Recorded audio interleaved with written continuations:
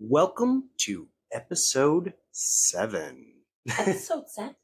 Uh-huh. Is it? Oh, yeah. I thought last one was 5. No, babe, we recorded 6 last night. Oh, shit. I know. Yeah, hey, we are trying to just get ahead, like I said last time. So, Okay. do you have any updates from yesterday to today? No. Happy Father's Day again. Right. Even though it's like the week after Father's Day by the time you guys are going to hear this. Yeah. But I hope everybody enjoyed their Father's Day.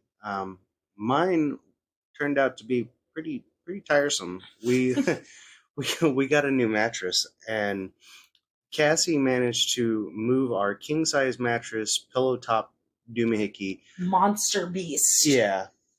Into the hallway. She moved it into the hallway. Oh my god, I think I broke my back doing it. Yeah. And so I told her, I was like, well, I'll put it in the attic because it cost an arm and a leg to get somebody to come pick them up and dispose of them until we don't have a truck right now. Yeah, our pickup's in the shop. So for 3 goddamn months. It's been a long time. Yeah. But so I was fighting with that thing, and I found that you can be very flexible when you're forced to. So that being said, my Father's Day was very tiresome. Yeah. Did you say it took you like 2 hours to move the mattress? Oh, yeah. It was ridiculous because it took me like an hour to get it out of our room. Yeah, the door frame was perfectly the height of the mattress. Mattress. In the bedroom too. But there's instantly a step up. Like the moment I got it in the door frame, it went upstairs. There's a step up like as soon as you walk into the door of the attic. Yeah. So it was not pleasant. And I was just not strong enough to be able to pull it. Mm-hmm. So I had to push it, but I had to, I don't know how, I had to keep going back and forth from pulling to pushing to get it to move because it kept getting stuck on the door frame out of the bedroom. Oh, yeah. Oh, my God. It was such a fucking nightmare getting it out of there. It took like an hour. Yeah. And Eli was just standing there being so supportive the whole time. Yeah. Oh, he was screaming at me the whole time. But, if anybody knows this, I have a question for the manufacturers of anything over the size of twin size mattress. Why do you not put handles on the side of a mattress? I know, right? Because that would have made things 100 times easier. Some of the waterproof mattresses we've bought for my residents have the handles. They're so fucking handy. Oh my God. Yeah. Because I'm not going to go into detail, but I have a resident who we change the mattress in their bedroom twice a day. So literally it's a constant rotation of mattresses in this person's room. And yeah, handles are nice. Very much so. And that being said, too, for anybody that has children that are still in the potty training phase or even up to probably 8 years old, I highly suggest getting those waterproofing covers for your mattresses. Mm-hmm. They may be slightly expensive.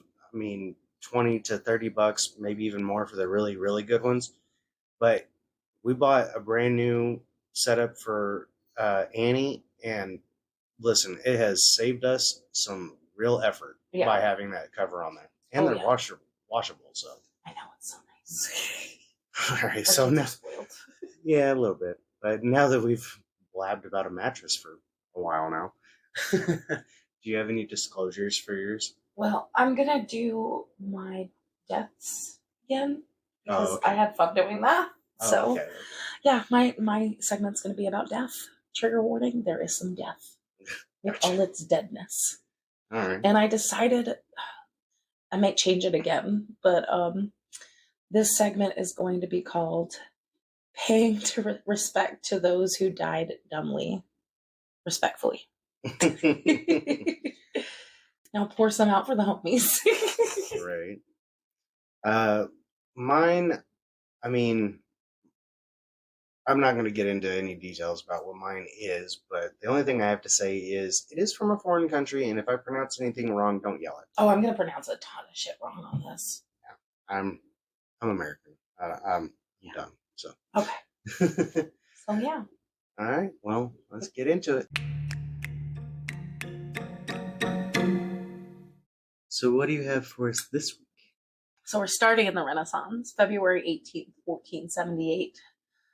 George Plantagenet, Duke of Clarence. Okay. Yep. Sure. He was the brother of King Edward what is Ivy?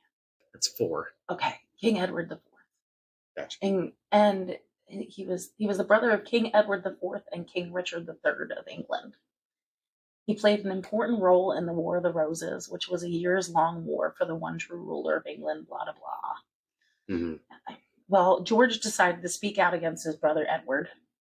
Edward had him captured and put in the Tower of London, where he was tried and found guilty for treason.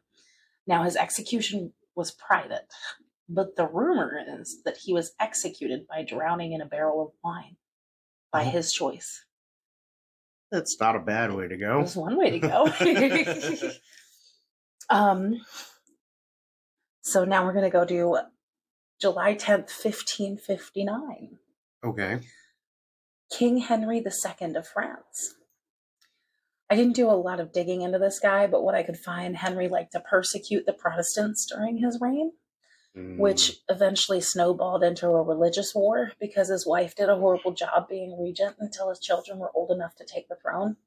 Okay. Also, his sons were not the greatest kings from what I read. Religious people sure love killing for their god. That's almost every religion. Yeah. Well, Henry was into sports, especially jousting. Okay. So on June 30th, 1559, Henry was at a jousting match celebrating the marriage of his daughter and newfound peace with some of his longtime enemies. While jousting, Henry got a splinter of a lance stuck in his eye. Ow. Despite the efforts of his royal surgeons to get it out, they eventually decided to take a wait and see what happens approach. That's brilliant. Henry received brain damage as a result and eventually succumbed to sepsis 10 days after the injury. Of course he did. Can you imagine the pain and no pain vacation? No, I'm good. Yep. Now to 1567, Mr. Peabody. Hans Steiniger. I think I might be related to this guy. Oh, boy. Yeah, that is a surname in my family tree. Might be spelled a little differently, though, but there was a couple of different spellings that I found of his name. He was the mayor of Braunau am Inn in then Bavaria, now Austria, which is also the birthplace of Hitler. He was elected mayor 6 times, so he was well liked, obviously. Apparently. His beard was 3.5 cubit, which is roughly 2 meters or roughly 6 feet long. Is this the guy that everybody models like the Father Time off of? No, I didn't find anything about that. Oh, okay. Hans died by tripping over his beard and breaking his neck. Sounds about right. It was said that he usually carried his beard rolled up in his pocket.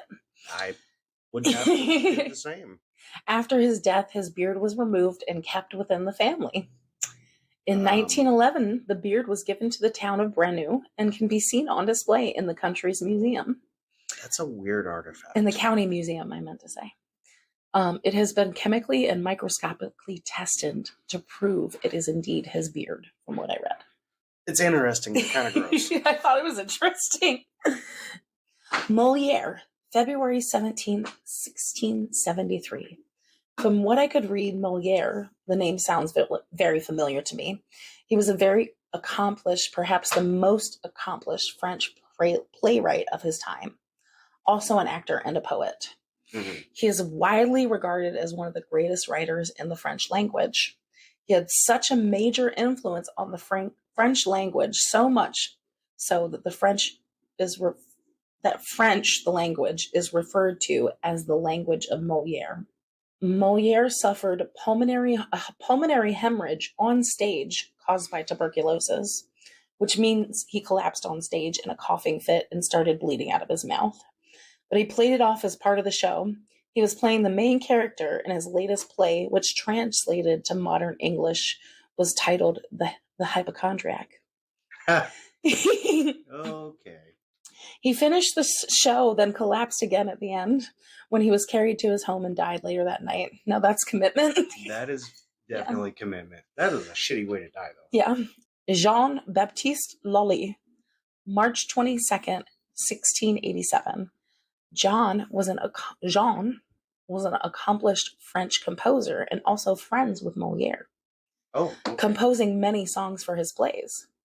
John was vigorously conducting one of his songs when he went to bang his staff on the floor and he accidentally stabbed his foot. John got an abscess from this injury that became gangrenous, and John refused to have his leg amputated so he could still dance. And, wow. well, he's dead now. Yeah. Jeez, man. Yeah. Like, the commitment, like, I understand. But holy cow. Yeah. Like, y'all should really think about this before. I mean, to be fair, in 1687, if he did get his leg amputated, he still might have died of gangrene.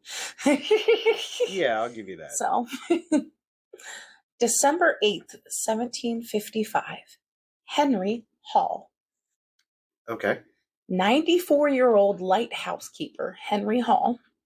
I mean, that's a feat in itself to make it to 94 years old in 1755. You ain't kidding.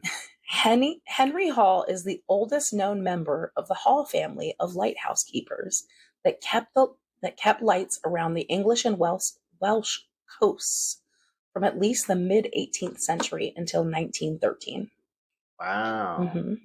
On December 2nd, 1755, at around 2 a.m., Hall was alone on duty when he noticed a spark from the lamp in the lighthouse set the roof of it on fire.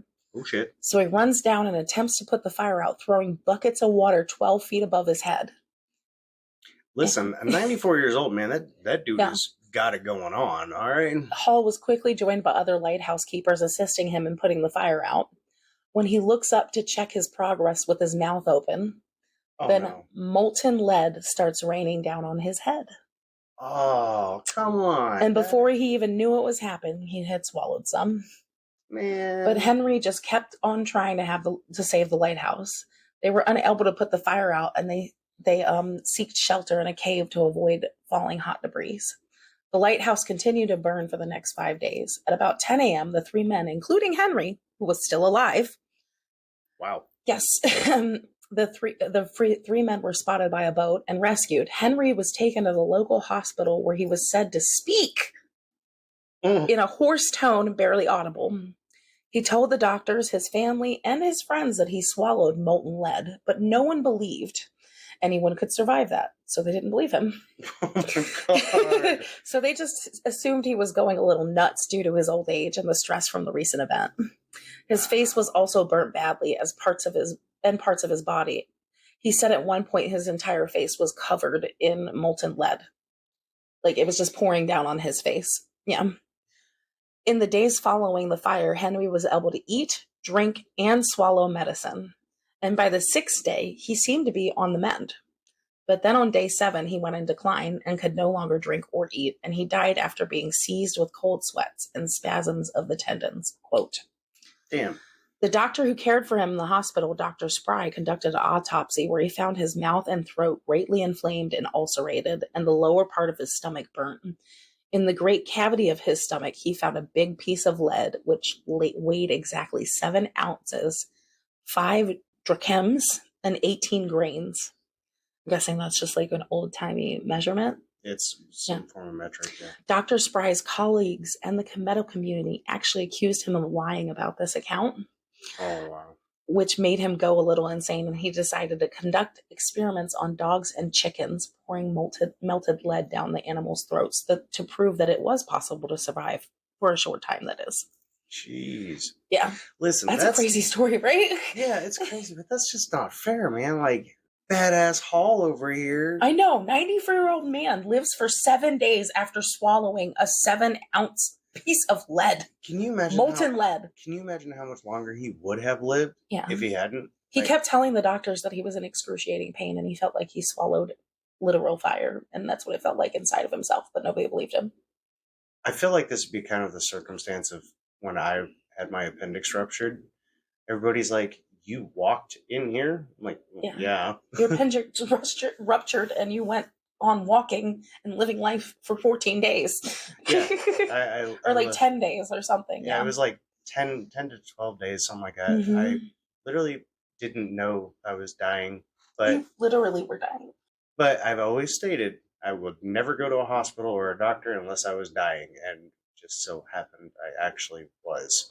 Yes, you were, and I forced you to go Yeah, because you were literally turning green. she called my boss, and of course my boss called it. She's like, "God, I hope it isn't his appendix," and sure as shit, it was. Yeah. But I had everybody baffled, so that was fun. Now we will travel to the 19th century. Okay, so 1800s, got it. John Cummings, March 1809. No bio on this guy. After seeing a circus knife swallower, John began to actually swallow knives. God, stop. One time he swallowed 4 knives whole, then quickly passed 3 of them with no ill health. He later swallowed 14 knives, and after a few days with a tummy ache, he pooped them all out. Finally, he swallowed 20 knives and a clasp knife case. But after a few days, he had only pooped out the case. He died after 4 years of agony. He deserved it. Yeah. On autopsy, a knife blade and spring was found in his intestines. And somewhere between 30 to 40 fragments of metal, wood, and horn were found in his stomach. Play stupid games, win stupid prizes. Most definitely. Yeah. So this is a disaster story. Oh, okay. The London beer flood. I've heard about this. Of October 17, 1814. A 22-foot tall wooden vat of fermenting porter burst, causing a chain reaction, causing 154,000 to 388,000 gallons of beer to be released on the nearby, quote, slums. A 15-foot high wave of beer ascended onto a nearby street. The land around the building was low lying and flat. With insufficient drainage, the beer flowed into the people's basements and flooded their homes. They had to stand on furniture to keep from drowning. And 8 people did die. Yeah. And that's crazy. There's a very similar one that's molasses or syrup. I think it was molasses. Yeah, I think I've heard of that too. Yeah, a lot more people suffered in that one. So, Governor Morris, November 6, 1816. So I thought he was a governor, but his first name was Governor. Oh. Yeah, because I was trying to figure out what his first name was. His parents were just really hoping. Morris was an American statesman, a founding father of the United States, and a signatory to the Articles of the Confederation, also the United States Constitution. He has been called the penman of the Constitution. While most Americans at this time thought of themselves as citizens of their respective states, Morris encouraged the idea of being a citizen of a single union of states. Oh, okay. Yeah. Morris was also one of the most outspoken opponents of slavery. So good for him, because someone had to. Morris represented New York in the United States Senate from 1800 to 1803. He is originally from what is now New York City. Okay. Yeah, but he lived on farmlands when he was a child. Gotcha. He was elected to the New York Provincial Congress before serving in the Continental Congress before being in the Senate as well. After losing his re-election to Congress, he became the Assistant U.S. Superintendent of Finance. He represented Pennsylvania at the 1787 Constitutional Convention. After the Constitution was put into place, Morris also served as the United States Ambassador to France, but he opposed the French Revolution and criticized the execution of Marie Antoinette. So after that, he went back to the U.S., and that is when he was in the Senate. After he lost re-election to the Senate, he served as chairman of the Erie Canal Commission. So he was a very highly accomplished man and a big part of U.S. history, obviously. Sound like it. Morris died after he caused himself internal injuries and an infection while using a piece of whalebone as a catheter in an attempt to clear a blockage in his urinary tract. Ow, ow, ow. No, no, no, no. No, no, no, no, no, no, no. What a way to go. Oh. Oh. Okay. Moving on, please. No. Archduchess Matilda. Oh my God, this name. Okay. Archduchess Matilda Marie Adagun Alexandra of Austria. Mouthful. Yes. Died. This is actually kind of a sad story. Died June 6, 1867. She was intended to be Queen of Italy, as she was due to marry the King of Italy of that time, Umberto I. But sadly, she died at the age of 18 when she was dressed in a gauze dress to go to the theater. She was smoking a cigarette when she heard her father coming, and her father had specifically forbidden her from smoking. So to prevent herself from getting caught, she hid her cigarette behind her back, and she quickly caught fire from the highly flammable material of her dress. Oh. Her dress burnt into her skin, and she suffered second and third degree burns. Her entire family witnessed her death. Oh. Yeah. But sad, but I thought I'd put it in here because don't fucking hide a cigarette behind your back. You're a people, and you're a flammable. Do like the guy in Greece and, just swallow it. You'll be all right. Oh, God. Honestly, does it burn you, though? Like, would it be able to burn you because your tongue's wet? Like, he didn't swallow it. He just put it into his mouth. The teacher smacked him on his back and he made him swallow it. Oh, yeah, that's right. And you hear that when it hits his tongue. Mm-hmm. Yeah, some people have, no nerve endings, so it doesn't hurt. But trust me, get a cigarette close to your body. It hurts. It's hot. It does hurt.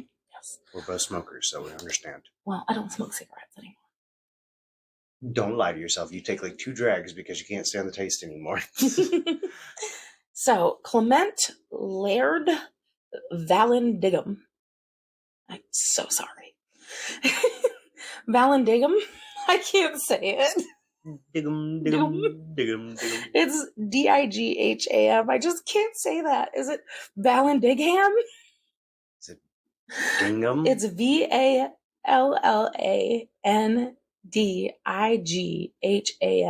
Vallandigham. All right. He died June 17th, 1871.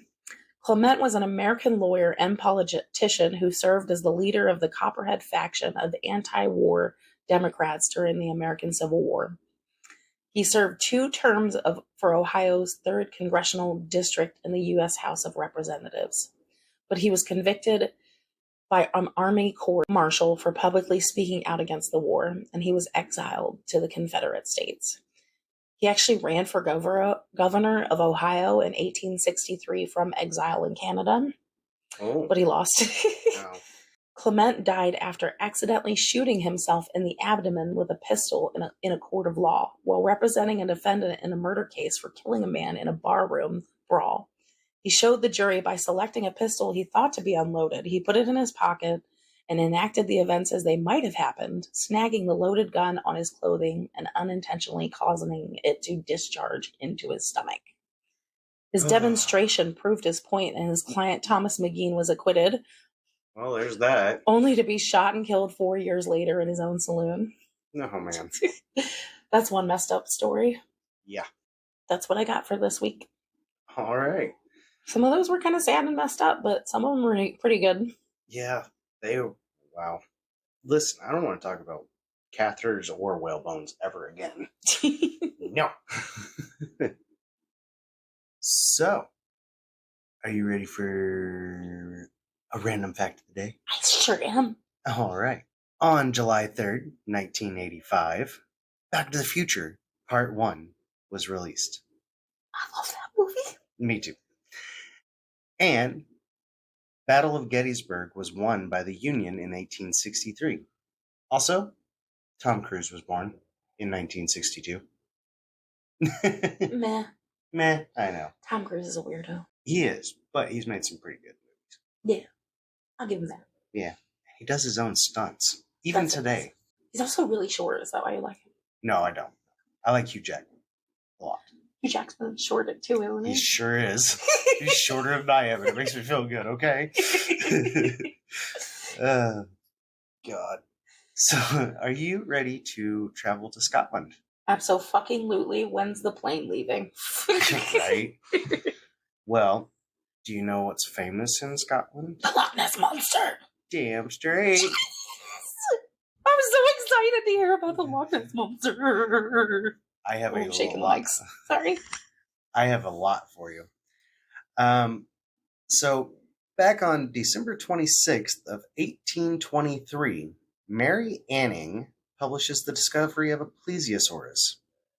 Approximately 8 to 9 foot, or 2.4 to 2.74 meters long, and 4 foot, or 1.2 meters wide. snake-like neck and head, and had 4 flippers, a lot like the known description of Nessie. Georgia Cuvier of France. Was that the first sighting? No, it was the discovery of the plesiosaurus. She's a anthropologist. Oh, so are you debunking the Nessie? No, Oh, okay. I'm doing history of where this all came from. Okay. I'm working my way from past to present. So, Georgia Cuvier, a French naturalist, claimed it to be too strange and must be a fake. However, a special meeting was held by the Geological Society of London. There was a huge turnout. However, Mary wasn't even invited. So obviously she wasn't present for all this to go down. But Cuvier sheepishly had to admit he may have been wrong after a very lengthy debate. Side note, this discovery may have inspired Darwin and Thomas Hawkins' 1840 book of the Giant Sea Dragon. Kind of fun, huh? Mm-hmm. So that's a little background into where the idea of plesiosaurs came from. But let's talk about Nessie themselves, because I don't know if it's a male, female, or something. So them they. Nessie is a cryptid from Scottish folklore. Mm-hmm. Obviously, it inhabits the Loch Ness in the Scottish Highlands. It became popular, okay, after a worldwide attention on the 2nd of May, 1933. The Inverness Courier relates the claim by a local couple, an enormous animal rolling and plunging on the surface. Quote, after being called a monster fish, a sea serpent, and a sea dragon in folklore, we now call it Nessie since the 1940s. However, the earliest recording of a sighting is all the way back in 565 AD. Yeah, it was recorded by Saint Columba, an Irish monk, on his travels. From 565 AD to 1933, most of the tales and sightings are just considered fishermen's tales. Mm-hmm. But I do have a few notable mentions, okay? On October of 1872, D. Mackenzie, that's all it says is D. Mackenzie. Mm-hmm. This is also published again in 1934, that a log or upturned boat was wriggling in churning waters. But it could have been a monster. That's I'm like, okay, you literally said it was a log or a boat, but it could have been a monster. In 1888, Alexander MacDonald, quote, a large, stubby-legged monster surfaces the water. And then on the 15th of April, 1933, which is slightly before the reference point here, Aldy McKay and John, just no last name, just John. Just John. Just John. Just John. Typical John. Yeah. Just a John thing to do. Yeah. At least it wasn't Dave. It's always Dave. Don't be a Dave, Dave. Damn it, Dave. Anyway, a monster with the body of a whale, that's what they spotted while driving on the A82. This was the actual first recorded term of monster, even though all of these are references of monster, you know. In 1980, the interview with Aldi states that she knew, states of knowing about the folklore of the Loch Ness Monster since her childhood. Now, the description of our modern day Nessie is... Like, looks like a swan, kind of? Yeah, like a swan kind of thing. That was on the 21st of April, 1934. Typically, the photo is found when searching for Nessie. Like, it is the black and white photo that pops up. Yeah. It's recorded as the first photo of the head and neck. ever. A full 60 years have passed, and it is considered absolute proof. But in 1994, it was proved to be a hoax. Because in, let's see here, there was actually a claim of it being a hoax back in 1975 in the Sun Telegraph's published on the 7th of December. They thought it to be driftwood being dragged or trees being bushes in the front of the photo because there was no determining factor of height, length, width, etc. Right. They considered the clues being that the movement around it in the water were ripples, not wakes, like as described when the animal moves. Right. And if they were standing on the shoreline instead of like further back away, all of this would have been a matter of point of view, perspective, that the height looks so much bigger. Right. It was described as like if you were to hold your thumb up at something that's in the distance, your thumb is actually bigger than what you know to be a human-sized thing. Right. So now this was actually confirmed by Ian Wetherill. I hope I pronounced that right. It was actually a small submarine toy with wood putty, with his son was swimming underneath it, pushing it. He gave the picture of the film to a quote friend as a practical joke to have them develop it. This friend had a panic attack, sent it to the papers immediately, and that's where it became the notoriety. Other reported sightings from that point to current day, or 2018 when most of my reference points stop, the best evidence has been given to the 26th of May 2007. Gordon Holmes filmed a 46-foot, 14-meter jet black thing moving fairly fast in the water. This was broadcasted on the BBC Scotland on the 29th of May 2007. Did you watch it? I did. I watched clips of the video, and I've seen it referenced in Monster Hunters on multiple different searches for for Nessie and whatnot. If you were to believe that Nessie is real, it is pretty convincing evidence that there is something in that water.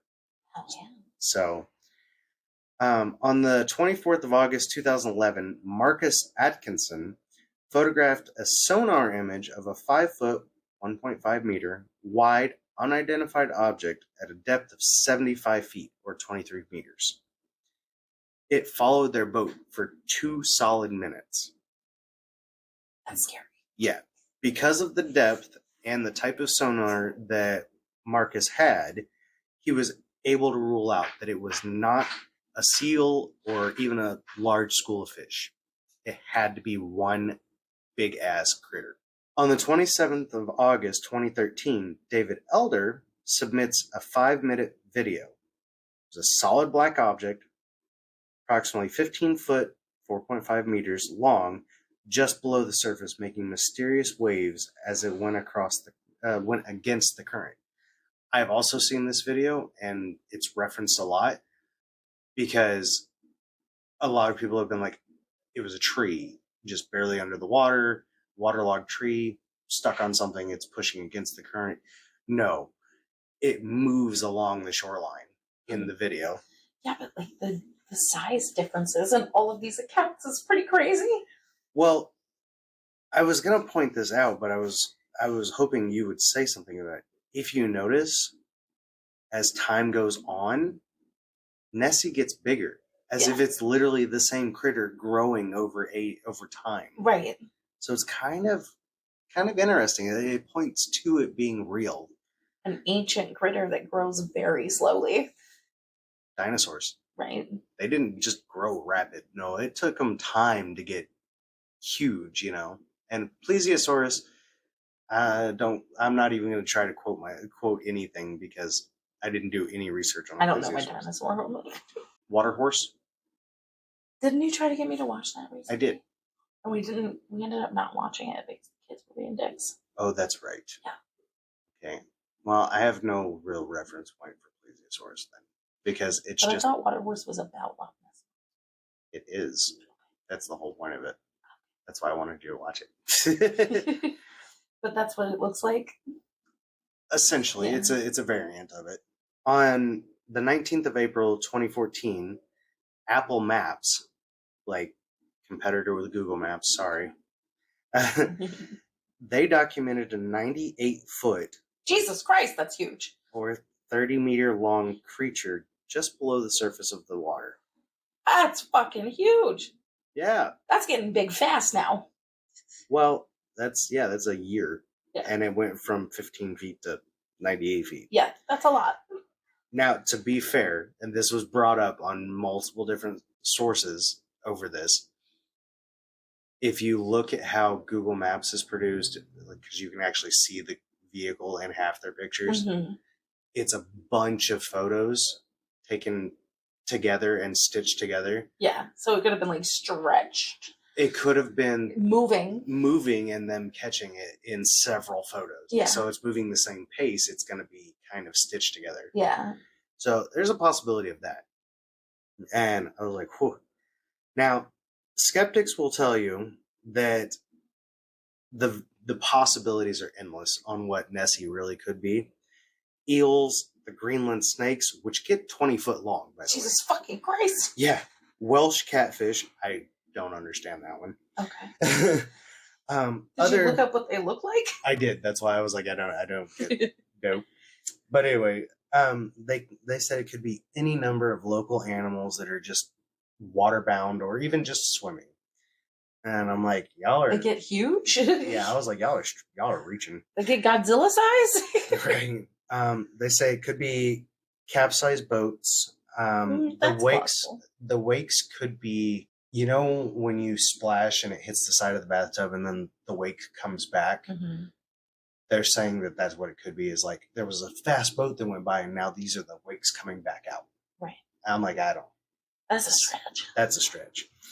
It could be submerged trees, and I will give it to them. Some of the photos and stuff like that. Yeah, if you look at like logging places that use water to move the logs, it's highly possible some of those are submerged logs. Mm-hmm. Others will say it's optical illusions. It's just an optical illusion, which that makes sense. That's a broad term. I know. And this one, I'll give it to them. It could be as simple as people using a hoax because fossils of plesiosaurs were found generally in that area, and everybody knows the folklore. Yeah. I'll give it to you. That's possible. Yeah. There have been a ton of searches for Nessie, though.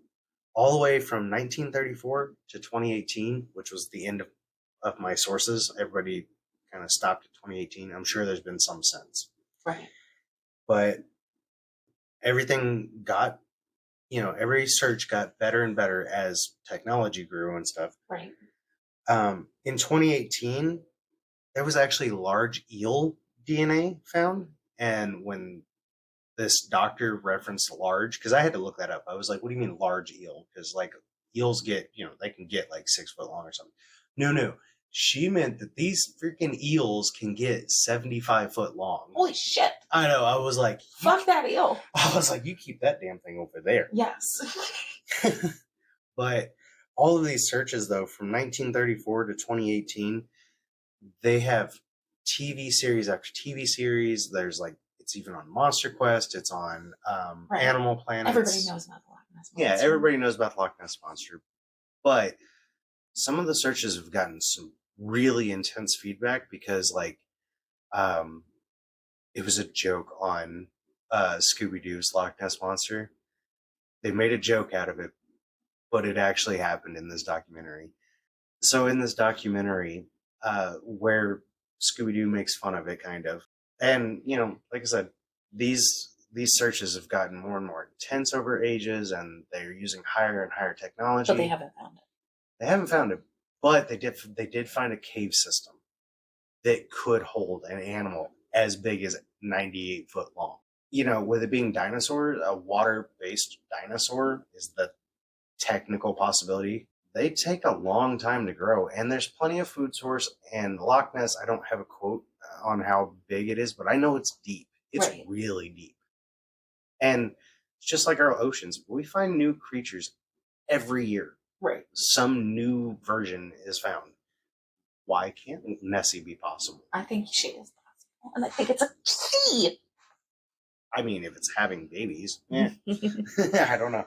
I mean, maybe it's just not one Nessie. Maybe it's a long lineage of Nessies.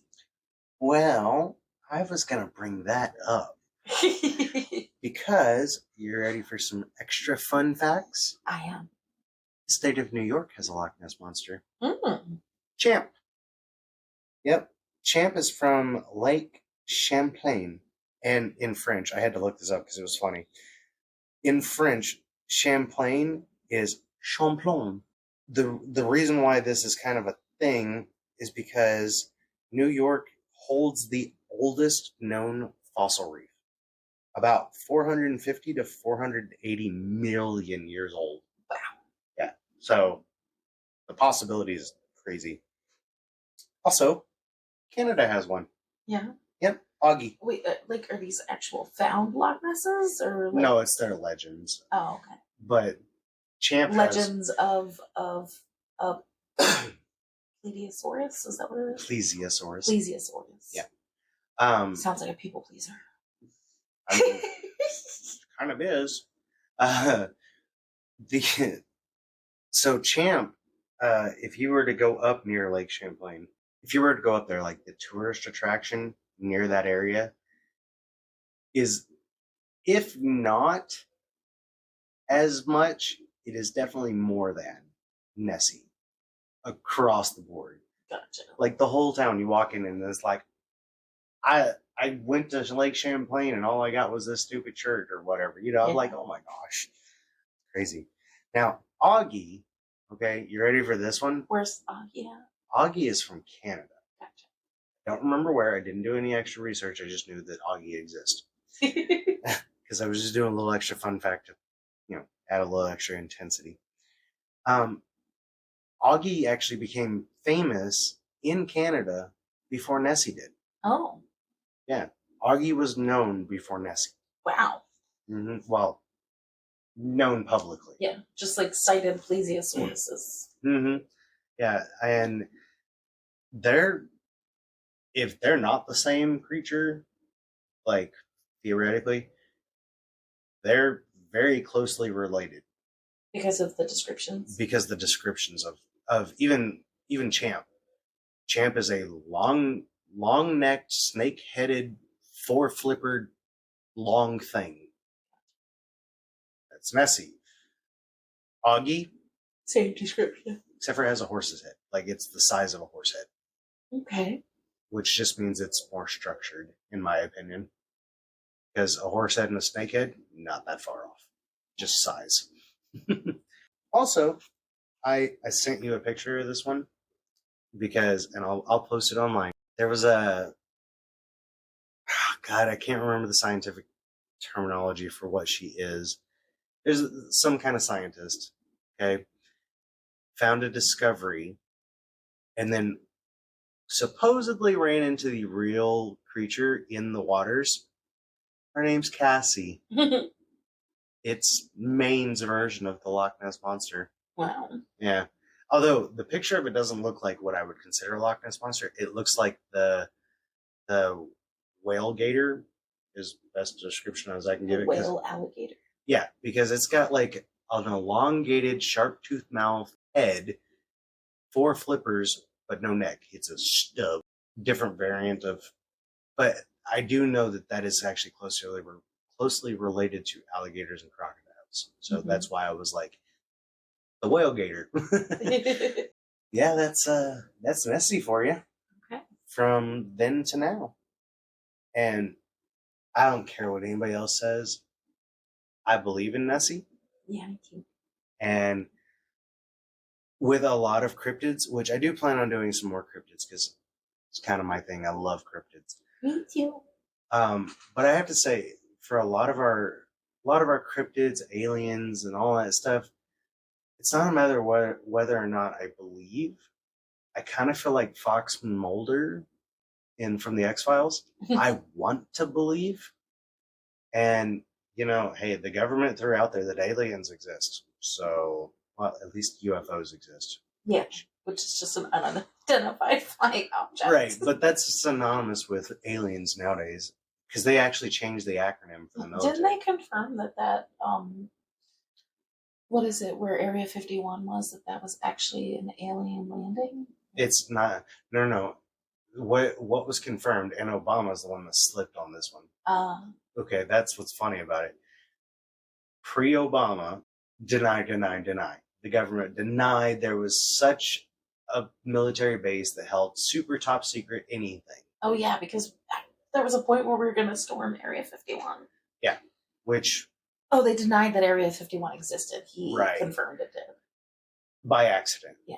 And then later, like, I don't remember who it was, but somebody had to publicly announce that, yes, Area 51 exists. Now, fun fact about Area 51 is just a building on a top secret military base. Right. This base is like 900 acres. Mm-hmm.